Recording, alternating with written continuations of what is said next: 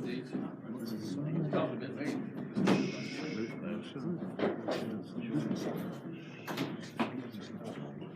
Aleichem, everybody. It's good to be here and start the day the Torah way.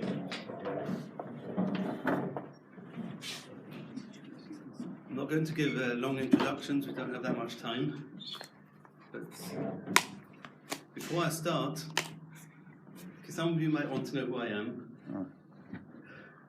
It's about 20 years ago when I started, unfortunately or fortunately, helping Bochrim and youngsters that were challenged. I went into Baron Leib Steinman to ask him. I actually went into he should let me off the hook. It was taking up too much time and too much energy, and he didn't let me go. And since then, we've been in touch with a number of Gedolei Yisrael and hundreds of cases, and so I'm here to share a little bit, and maybe, hopefully, it'll be a telis. I know this is start the day the Torah way, and I'm not coming to give a deep share with hundreds of Maramokaimas, and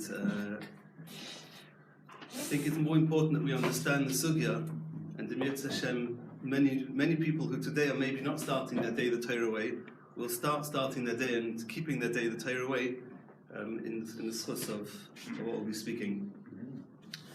Now, it's very important before I start, I have to give you a list of things that we're not discussing. And the reason I'm telling you this is because it's very, very related to the topic, and it mustn't be confused with what we're discussing. Right?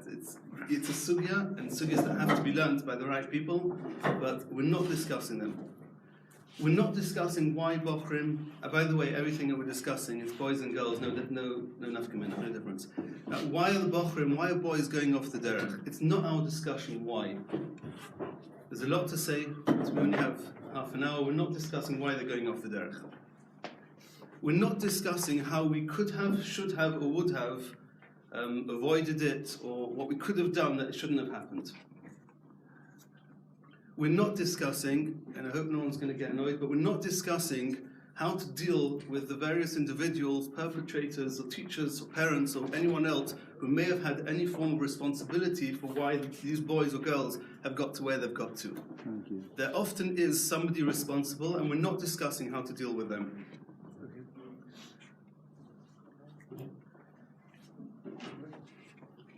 Parents, rebbes, mashgichim, or anyone in the field, or anyone in contact with our teenagers, there's a tremendous amount they can do to stop these bochrim. When you see these boys or girls starting to slip, there's a tremendous amount that you can do to stop them, to help them not go further, not slip further than they are.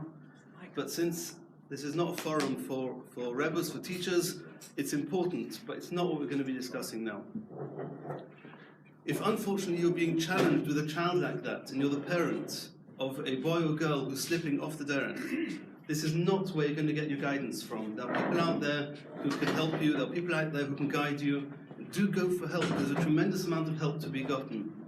Make sure you go to the right people. But if you go to the right people, there's a tremendous amount of help. We're not giving guidance to parents. Why today we're being challenged with thousands of teenagers that are slipping off the derech is a very deep sugya in Torah. Why it's happening today. It has to happen today. Nobody should think that we could have avoided it or should have avoided it. This has been documented many, many, many centuries ago that this was going to happen, and also we're not going to be discussing that. Another topic that everyone gets very excited about that we're not going to be discussing, and that's the part of technology, social media with all this. We're not going down that road now. Sorry? Right, so what are we discussing? Right. So what's left is us. Is all of us. We all know, we all have neighbors, we meet these boys and girls, whether it's on Friday nights, I don't know, in some places you have a lake. I don't know if there's a lake in Manchester, but that's a typical place that they hang out. There's what we used to call them park benches. If you know Teshol, it's called Yoshvim ala Barazelim, how do you say, sitting on the gates. We're all in touch. Anyone in here who's never seen an off the derech child really shouldn't be here and probably isn't here. What can we do as a community, as friends, as people who, acquaintances of these boys or girls that today have unfortunately slipped away? What's our job here? What are we supposed to be doing here? and it's distinctly different to all the things that we're not discussing. So first of all, who is called a challenged teenager? So it's very hard to give exact, to draw the lines exactly. Some people will tell you that when they take the rim off their couple, they're off the derech. I would choose to disagree with that, but some people will go down that line. Others will say that when they forget to take the hats and jackets to Shachris, that's when they're going off the derech. Others will say when they stop davening Shachris altogether. Some will say when they start smoking on Shabbos. But either way, these youngsters, these teenagers, they've all been educated. Baruch Hashem, they have been educated in good homes, in solid homes. We'll speak about the homes in a few minutes, but the homes are not the fault of, in most cases, of why the kids go off the derech. All those kids, if you see any child that you see is starting to slip, then our job is to deal with them and do it right. The first question that comes to mind by the people who've never been involved in the sugya is, what do you mean they're a shoim? And they can even bring you Gemaros that say there's a mitzvah in this week's parasha, Kisire, Chamur, Soinecho, and the Gemara says there's a mitzvah to hate him. So number one, you see an off the derech kid, you see somebody who's doing Averis, maybe he's not waiting the full 6 hours between Basa B'cholov, maybe a few other Averis, a little bit worse than that, and we think, Shem, he's a Rasha. So number one, the Ramak, the Talmud Dvayra writes explicitly, also in Perek Aleph and also in Perek Beis, that even in the event that he's a Rasha, if he brings this week's parasha, even in the event that he's a Rasha and Zechiyuv to hate some of the things he's doing, he says, Yargil atzmei lehachnis avas b'nei odom b'liboy. Number one, you have to hate him, v'afilu aroshoim. Afilu aroshoim, ki'ilu hu ochiv mamish. Okay. It means even in the event that they're Rishoim, there's a chiyuv to love them and the chiyuv to find space in your heart for them. They're Yiddish kinderach. Somebody unfortunately wrote to Kuntrus not so long ago in the last few weeks when this sugya came out, was leaked to the media. Somebody in America wrote to Kuntrus and he quoted the Rambams. The Rambam says that Koifrim, you're not allowed to even say hello to a Koifa. And these kids, they'll easily tell you they don't believe in Hashem because believing in Hashem is some sort of a mechayev. And it's just easier for them just to say, there was this kid who said, I swear to God, I'm an atheist. So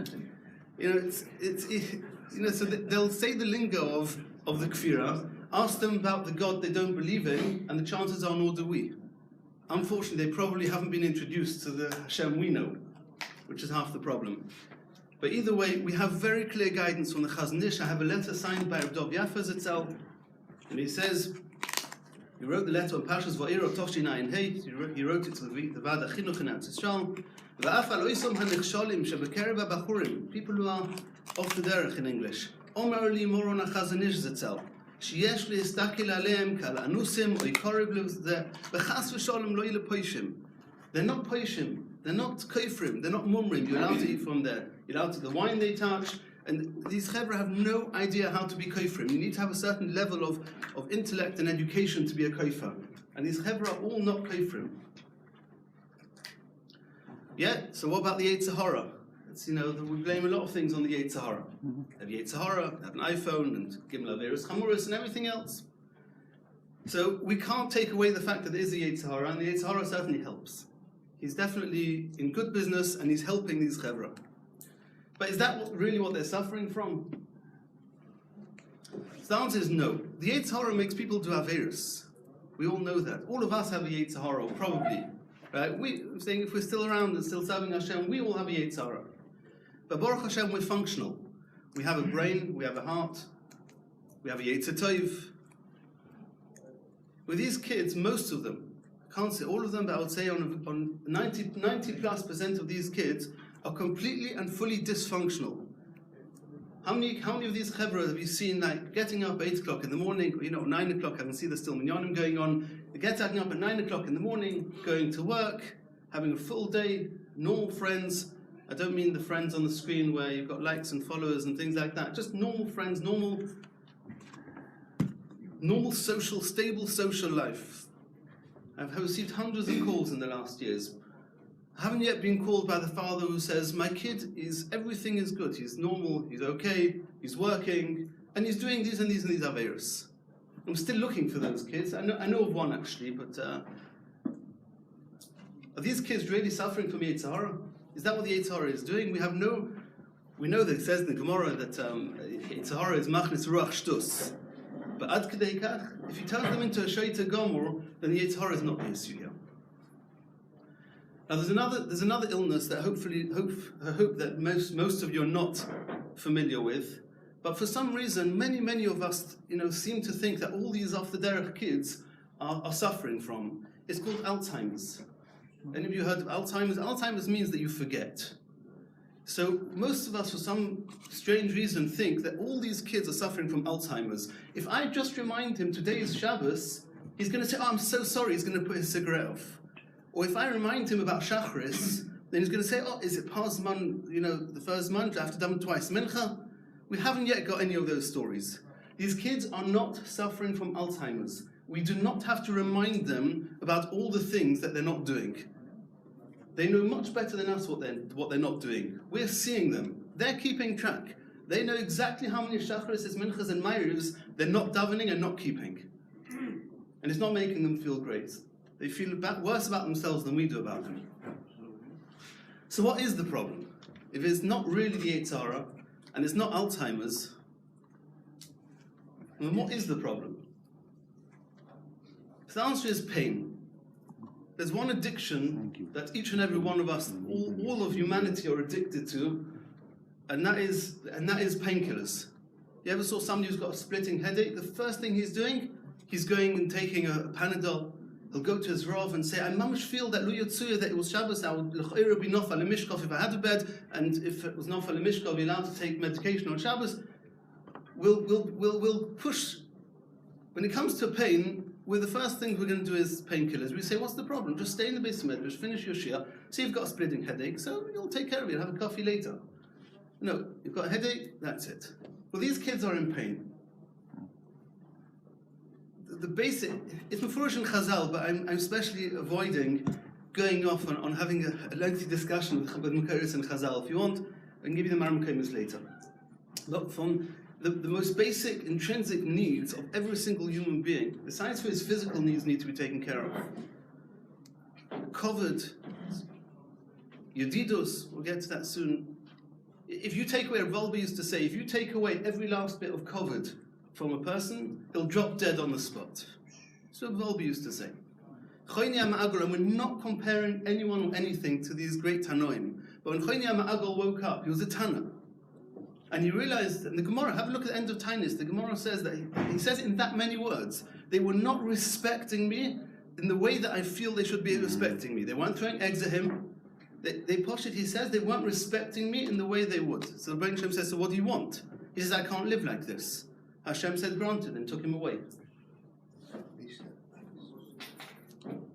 Well, to some Gerusois, that's where the Gemara of Eicha Rusoi Misus is.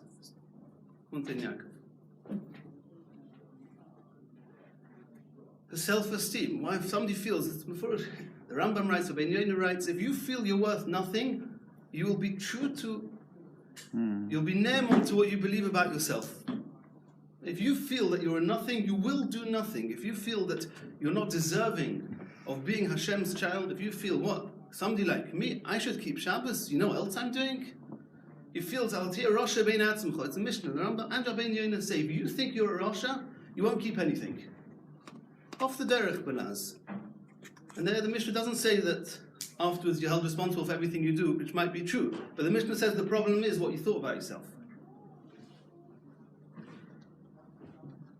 Now, why these kids, for whatever reason, why they feel that they have zero acceptance, love, connection, why they have zero self-esteem, or zero covered, or they believe that nobody's respecting them, why they're living off the fake friends, security, and harocha, significance that they're getting from the social media, it's a joke. The reason that they're feeling that is because they're feeling empty of that completely. Why they're feeling empty is there's something they went through. There's something they went through. Every single child, every child who's gone off the derech, or at risk of going off the derech, has been through some severe trauma. What the trauma is, we said we're not going to discuss now. There's a whole range. Not everybody that goes through the same trauma it gets affected the same way. But these kids have been through a trauma. I would use the words post-traumatic stress disorder, but I don't think it's fair to do that, because people think, okay, so go and do some EMDR, go and do some eye exercises, and he'll be fine. For those who have done the course, for those who need to do the course, to find out in depth about all the things we're not discussing, I'll show them a video, a screenshot of an MRI that was done on the brain of a traumatized kid. It's neuroneurons. You can see there's the whole front of the brain is completely blacked out. You can see it. It's not something benefesh and something. It's something that's very, very real. It's very, very real. These kids are cholim, they're anusim, and that's where we have to start. And that's the change in all of our minds. When you see somebody driving down the road on a motorbike on Shabbos, smoking a cigarette, eating on Yom Kippur, first thing that comes to mind is, hey, he's off the derech, what a shaygat, and what can we do to kick him out? Because that's going to help. We have to make a switch in our brains. We have to say these are not bad kids. These are kids that if you ask them, and I've had dozens of them in my office, and I asked them, if I could take away this problem from you, would you be masking? Because he is having loads of fun. That's what it looks like. And they all unanimously say, if you can get me back to be normal, that's what they say, I wish I could just be normal. Well, what's wrong? You're being normal. Many more people who are driving on Shabbos than are not driving on Shabbos. He's certainly eating much more than we are. Like, what's not normal about this? He feels completely messed up in the head. And he is. It's our muzzle, and some ness, that this can be reversed. It can be reversed. It doesn't have to stay that way.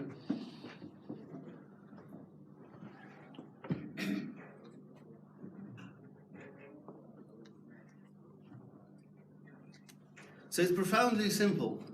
If what these kids are missing is not reminders, right? Let's remember, they're not suffering from Alzheimer's. If what these kids need is acceptance, they need to feel loved, they need to be appreciated, then that's all we have to do. That's all we have to do. They know exactly how many of you cross the road in order not to meet them.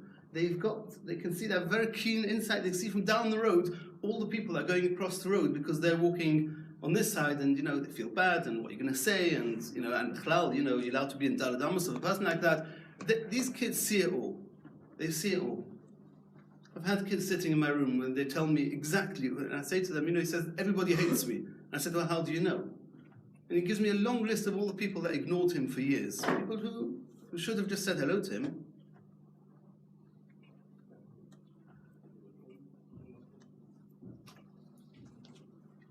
Zeh Kodeshayts in Parshas Truma. That tzaddikim spend their lives running after the people who are in the abyss and beyond, trying to bring them back. Zeh says, if people would know how much of a te'eles and a schus to bring back these chevra, have a ozlu abasrayu v'rotfila, and you chase them and run after these chevra, command the rodif basa chaya, like you run after life, and you're gasping for air, and you just, you'll do anything to get back to life. That's how the tzaddikim would run after these chevra.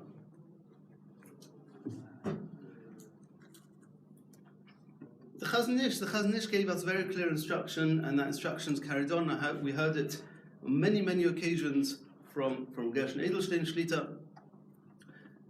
Oleinu la'achzirom ba'avoiseis ava u'la'amidom b'keren oira b'mashi yodeinu magas.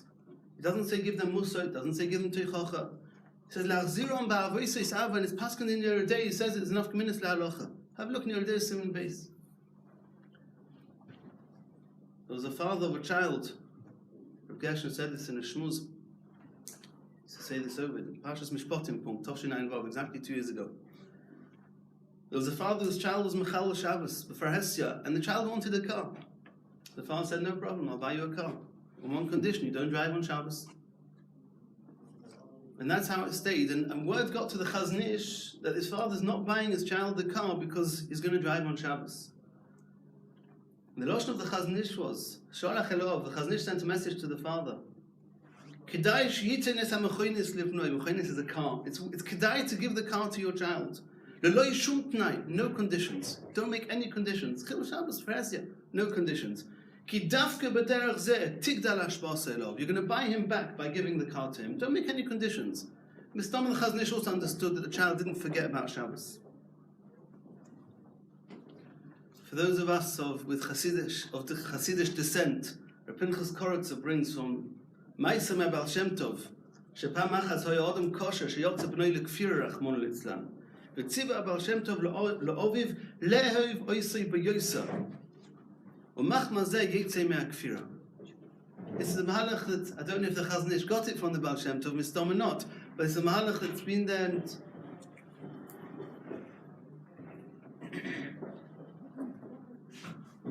it's a good word. You're walking down the road. You see a child like this, go over to him, pat him on the back, give him a hug. I don't know if you're allowed to do that in England, but give him a hug, say something nice to him, say it's good to see you. You don't have to say, it's okay that you're being Mechal Shabbos. You don't say anything that you don't believe. Don't say anything that's against the Torah. We're not now discussing what hand you're supposed to have or allowed to have in the things that he's choosing to do against the Torah. That's not our discussion now, because none of us are in that place of needing to make those decisions. If you're a parent and you need to know what to do, we said before, the parents can come forward and ask their Rabbonim. You can say a good word. Zayah Kodesh writes, Vasemis brings a Zayah Kodesh that says that tzaras, we all know the Gemara in Erechin, that you say Lashon Hara, you get tzaras. So Zayah Kodesh says, Kumo, exactly the same way as you get tzaras for saying Lashon Hara, you get tzaras for not saying a good word when you're supposed to say a good word. So Hashem says that's why Mitzvah brings two birds. One of them gets killed as a kapora for the Lashon Hara, and the other one gets set free. Why are you chapping him and sending him away? Start saying the things you're supposed to be saying. I want to give you one example of a severely off the derech kid. It's almost the first example I found in Chazal, just so we should get a tiny dugma of how far Chazal took this. Chaim Shmulevitz used to speak about this, and it happens to be in the Gemara. It's an off the derech kid, and it's mamash quoted in the Gemara.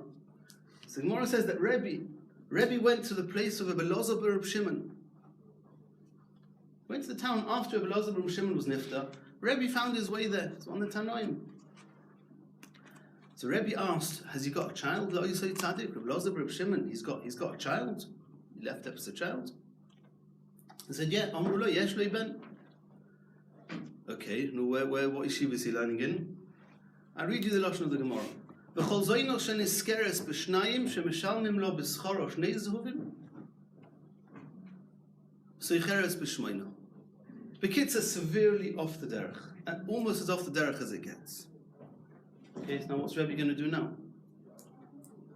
The first thing Rebbe did, asmachei b'Rebbe.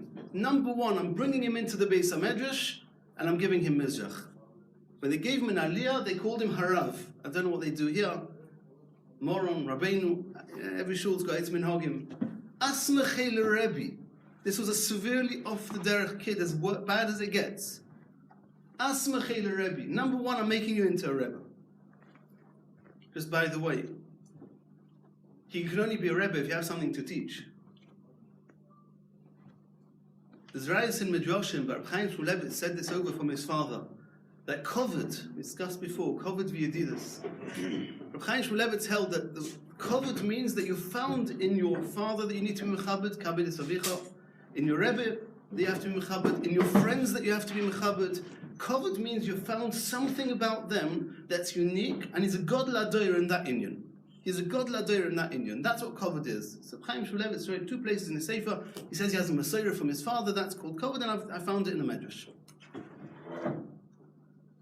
So Rebbe, who was dealing with this child, obviously realized there's something in this child that he can teach all of us, even though he's completely off the derech.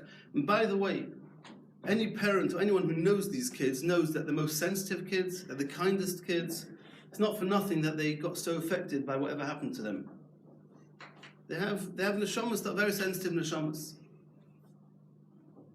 The kids say, I don't want to be married now in the end of the Gemara, but at the end of the day, this son that was in the Mamash B'Sharia Gehenna, this son of Rebbe Elazar Reb Shimon landed up in Rebbe's yeshiva. Rebbe had obviously either forgotten or didn't recognize him anymore. They look a bit different when they come back. And he came into Rebbe's yeshiva, and Rebbe says, you sound very, and this Talmud was learning away. And he says, you sound like Rebbe Elazar Reb Shimon. It's interesting, the same voice as Rebbe Elazar Reb Shimon. And then they told him, yeah, this is the child. This is the child that you got, you gave him smicha. This is the child, he's back in the Beis Medrash.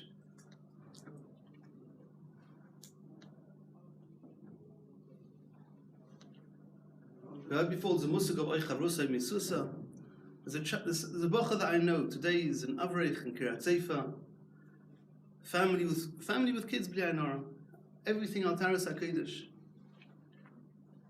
And when he was a bocha, he was off the derech plus. And he had certain red lines. You'd be surprised, most of these chevra have red lines they don't cross. They're a little bit beyond our red lines. But they have red lines and they need to be very respected for those red lines. Because we have red lines either because we're scared or because we have Yiras Shamayim. But these chevra who are Mechal Shabbos B'Farhesia and they still have red lines, it's bringing out a very, very deep Nukud of Yiras Shamayim that none of us reveal in ourselves. Most of us don't reveal in ourselves. When somebody asked this bocha, we all know that you have a certain red line. Why did you never cross it? It doesn't make sense. Why didn't you just be like the rest of the chevra? It was like something very clear. Everybody knew this bocha is not crossing these red lines. He says because there's a certain person who's being makar of me, and every time I go past him, he says hello to me. And I know if I cross those red lines, I'm going to have to be answerable to him. I can't do it to him. And he came back. Today's Shema Tarek Mitzvahs.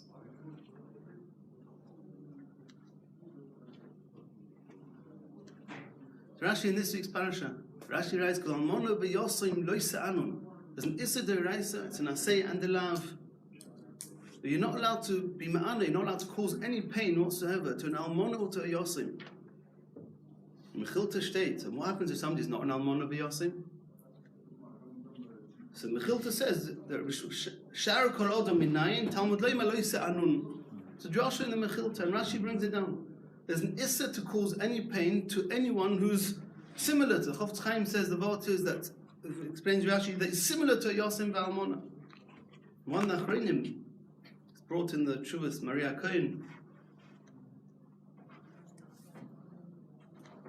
Shekoil kol almonis, almona mesibas misas bailo, ve'almono chayo. There's an almona whose husband passed away, which is your typical almona. And then you've got an almona whose husband's alive. We all know what that means. V'chein yosim. Oisha obad avoisav. Yosim is somebody whose father passed away. Oisha nigrash mehem. What happens if you've got a yosim whose parents are alive, but for some reason, and it doesn't matter now whether it's justified or not justified, whether the parents are right or wrong, whether they did it with guidance, without guidance, with the right guidance, the wrong guidance, Tachlit says the kid's not at home. He's normally been thrown out, and if he hasn't been thrown out, then the father will says that I just kept reminding him about all the things he's doing wrong till he chose to leave. You know, it's one of these codes that go figure. In Chazal state, that's called a yosim. So the father thought he has to throw out his child. We said we're not talking here to fathers of these children. But let's say that your neighbor down the road, he felt he had to throw his child out. And what about us? We have to throw him out? What's with kol yosim almona lo yis'anun? We don't need to have rachmanas.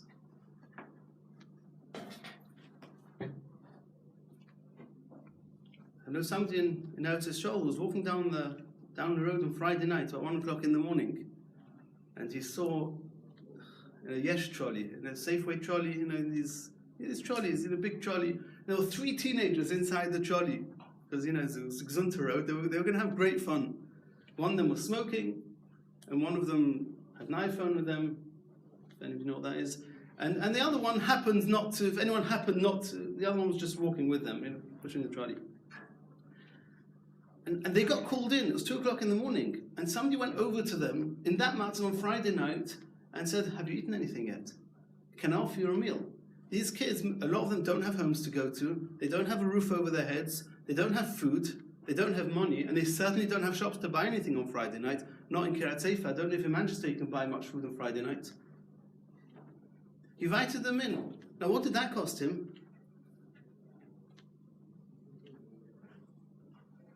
My kids, Shayu Briam as they say, my kids, they built in the garden a shed, a hut.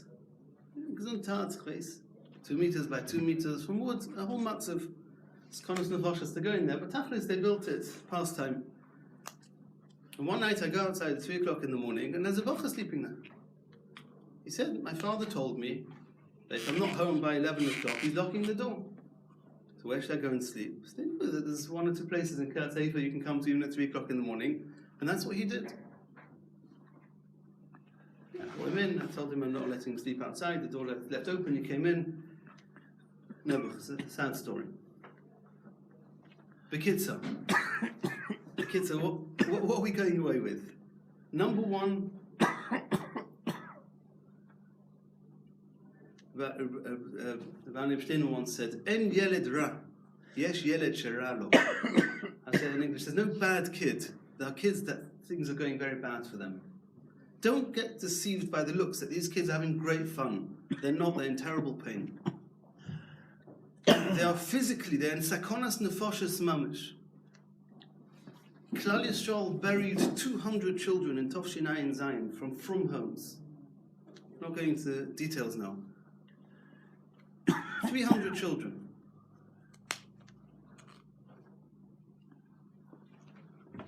Sometimes we're so busy worrying about Hashem and His Torah and His mitzvahs, which is a wonderful thing, we don't realize on the way we're actually killing these kids. There was a story of this Rav who went to visit one of the chashuvim in his shul, and his matzah wasn't so good. So he went to the shul, and, he was next to this person's bed, and he was like trying to mumble something, and obviously couldn't hear him so well. And then suddenly this person signs, didn't have care to talk. He signs this fellow to the Rav and says, he wants a piece of paper and a pen. Showing. So he takes a piece of paper and a pen, Ben Aliyah. He writes something down. The Rav takes it and reads it. Then he puts it in his pocket. And Taka, about 20 minutes later, was Yitzias Neshama.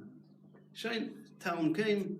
The Rav gave him Merdiga, Hesped, and never. He moved on. At the end of his Hesped, the Rav realized that this person had written something down, Mamash, with his last keiches. So he said, "Shame, Miss Thomas is going to be Mamash." Merdik Chizuk, who knows, somebody's a dying person's written down a Bentera. He took out the piece of paper, and you know what it said? Kvod Arav, you're standing on the oxygen pipe. Right? Sometimes we're so busy doing the right thing and giving chizuk and doing what not, and we don't realize we're standing on the oxygen pipe. These kids need the love. They need covered. Give it to them. It doesn't cost you anything. I promise you, nobody will lose from it. You see them at chasnas, you see them at simchas. Say hello to them. They're on your contacts, right? When they were good yeshiva bochrim, when they're on your contacts, it's your nephew, it's your neighbor, it's you have them there. You're on their contact list, and they're in your contact list. Did any Rav tell you don't call them up and say how are you doing? I'm thinking about you. Is there anything I can do to help you? It's like most calls are free today. It's like what does it cost you? And what you're giving him is his oxygen. Invite them round. What's wrong with inviting them round? Come round for a beer. Pitzuchim, I don't know if you have that here. Just invite them round Friday night. Come with your friends. Bring some friends along. Don't worry. I once asked Reb Gershon, I said, Mamela, if you've got a father of a child, and the father said, don't throw your child out, have to accept the child is one thing. But he's got Bli Ayin Hora, plenty of friends, and they all look be'erech like his son. What now? Supposed to invite them all? So Reb Gershon, without fluttering, he says, yeah, sure. Be makar of all of them. What does it cost you?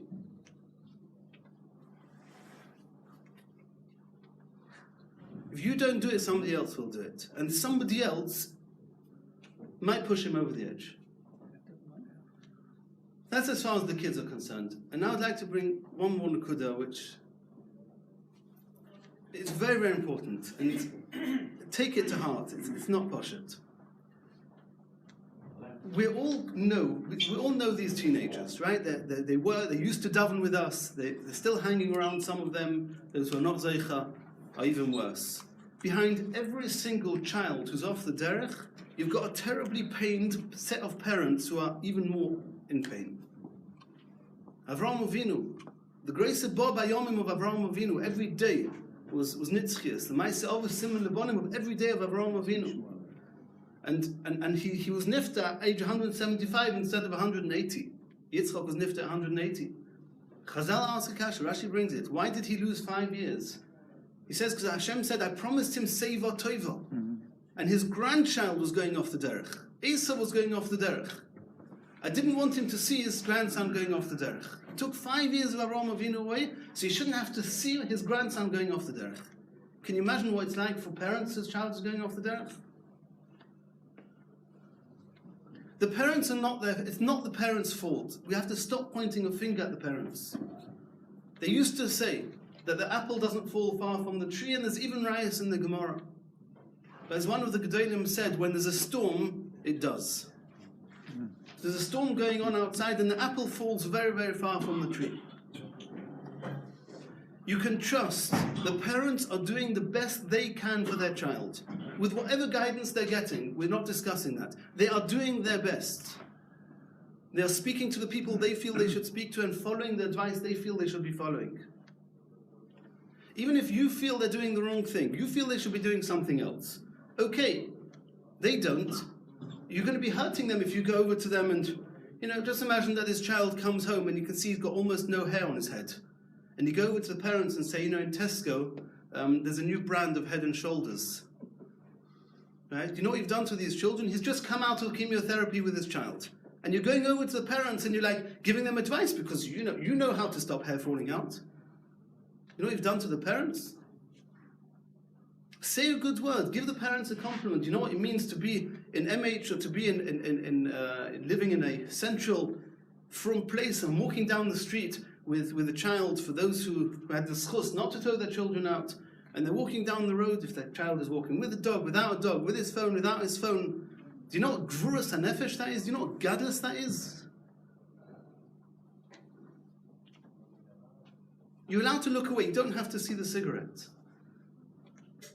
Rashba says, Chachomim know, it's true in Rashba, Chachomim know how to look away. You don't need to see everything. Say a good word. Give the compliments to the parents. Tell the parents, you know what you're doing is a Kiddush Hashem. We know this is not your fault. We can't begin to imagine what challenge you're going through. It's amazing that you're embracing this child because we know, that you're doing the right thing and you're going to be bringing the child back. There were simchas, you come to Shabbos after Musaf, you've got Kiddush. And they've got a child who, you have to look deep down to find a zeicher of a couple. You know how hard it is for the parents? So of course you should go over to this child and give him a hug and say, good Shabbos, it's great to see you. It doesn't matter if you came with his car or not. Go to the parents and say, well, Kiddush Hashem, your child feels close enough to home that he's happy to come into shul. He's happy to come and be part of the family simchas.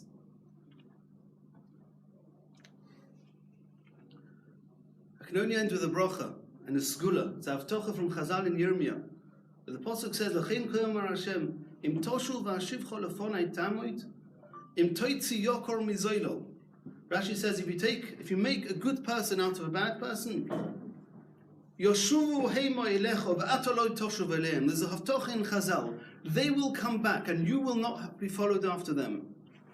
There's a haftocha. You won't be influenced by them. If you're going into the bot, it's a the Aruch HaShulchan in his droshes brings a medrash in Parshas Boy. The Rebbeinu Shem goes into Memtes Shari Tumah to pull out those who need to be pulled out. It's fine. You can go go to the lake. It's fine. Nothing will happen.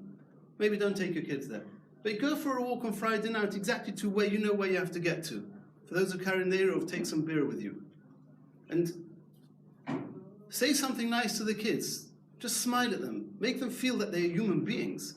Don't worry about the Yiddishkeit. The Yiddishkeit will come back. So explain that. Avram sent Yishmael away. That's an amazing question. Number one, Avram didn't. Sarah did. What about, it's $1 million question. How could Avram send Yishmael away? Number one, he didn't. It was a nevuah. Number one, he didn't. Number two, he sent him away with his mother. Number three, the Medrash says Mefurish that he sent him away with a kado al shichmo, if I'm not mistaken, the Lashon is, and the Zohar says Mefurish, he sent him away with a tremendous amount of emunah. Ad etzem hayom hazeh, heard this from Moshe Shapiro's itself. Ad etzem hayom hazeh, the emunah, they're completely messed up, but the emunah that Arabs have, al eshu b'mayim, comes from the way Avraham Avinu sent Yishmael away. Right, so if you get nevuah, you're happy to send your wife with the kid, and you send them away with enough emunah to keep him going for 3,000 years, let's talk then. I think we have a few things to do first. You haven't found another example since then. No, if it's one of the older children that goes out, you got no prayer. It's a good question. Everyone asks what's with the other siblings. It's not. It's a good question. But in London, I think they've got moistures for those. I'm dealing with 2,000 families.